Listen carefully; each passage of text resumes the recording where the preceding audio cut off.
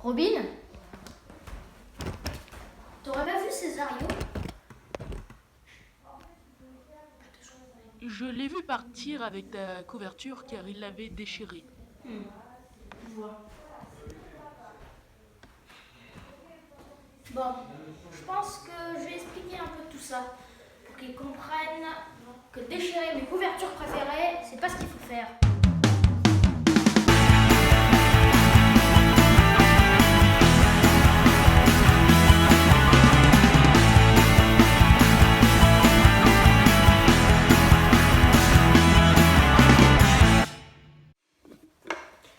Alors, il y a 3 types de pelotes. La grosse laine, la petite laine et le coton. Alors, on va commencer par la petite laine. Alors, la petite laine est constituée de fils quelconques de laine. Ensuite, quelques particules et directement de la laine, ce qui nous donne la petite laine. Alors, pour la grosse laine, comment on fait? Pour la grosse laine, c'est pareil, sauf que il y a plus de fils quelconques. Les particules s'accumulent et il y a toujours la même quantité de laine, ce qui nous donne la grosse laine. Attention, ne pas confondre la grosse laine et le coton, car oui, le coton n'a pas de fil quelconque. C'est directement des particules de coton et du coton directement. Ok, d'accord, mais le coton, il se trouve où en fait? Le coton se trouve dans la fleur de coton. Ah, merci beaucoup. Mais la laine, tu la trouves où? Dans une fleur aussi? Elle se trouve directement sur les moutons. Et oui. On va vous dire pourquoi. Comment ça marche? Une dame ou un monsieur va venir tondre les moutons, ensuite râper pour séparer les molécules et ensuite l'envoyer au cargo pour ensuite en faire divers objets comme des t-shirts ou bien, par exemple, pour la grosse pelote de grosse laine, des coussins, ou bien pour le coton, ou bien pour le coton, des mouchoirs. Au début, dans les premiers temps, pour faire les habits, on utilisait du cuir, ou bien des peaux de mammouth. Trouver du coton et élever les moutons, ils ont trouvé de quoi se faire des habits. Et l'évolution a fait que maintenant, nous avons des vêtements en laine, comme celui-ci. Mais bon, le mouton ne fait pas que de la laine. Il nous nourrit aussi avec diverses viandes. Mais d'abord, je vais aller chez la couturière. Mais je vais m'habiller d'abord. C'est pour ça que je vais prendre le chemin d'habitude. Je vais passer par la route. C'est parti.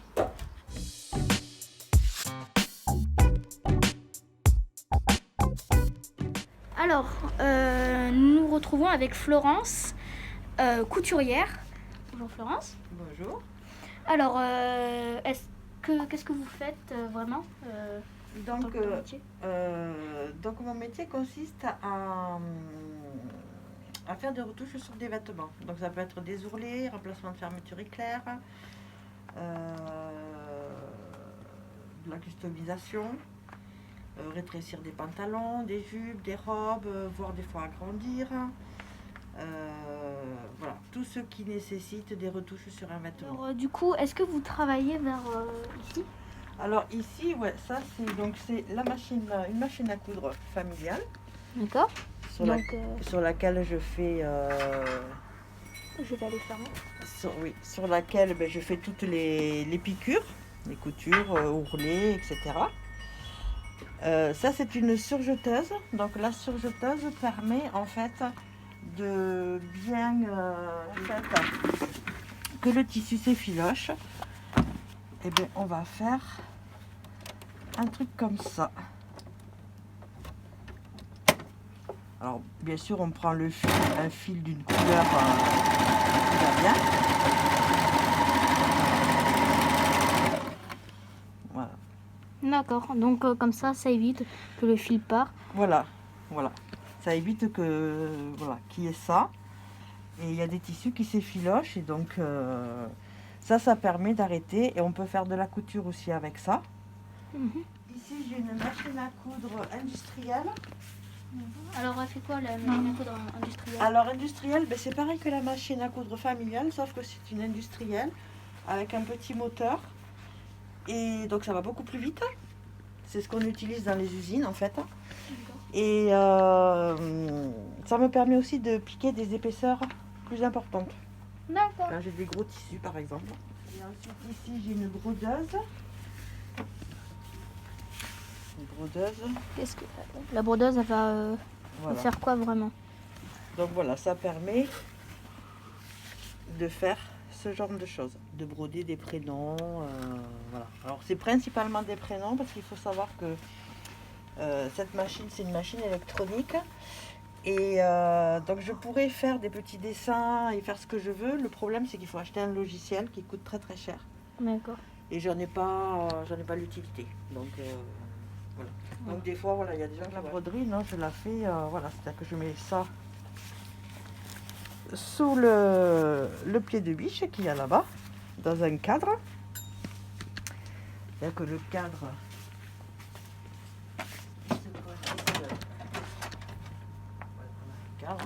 qu'on positionne, voilà, voilà, on se met à l'intérieur avec le tissu qui est plaqué dessus, en fait.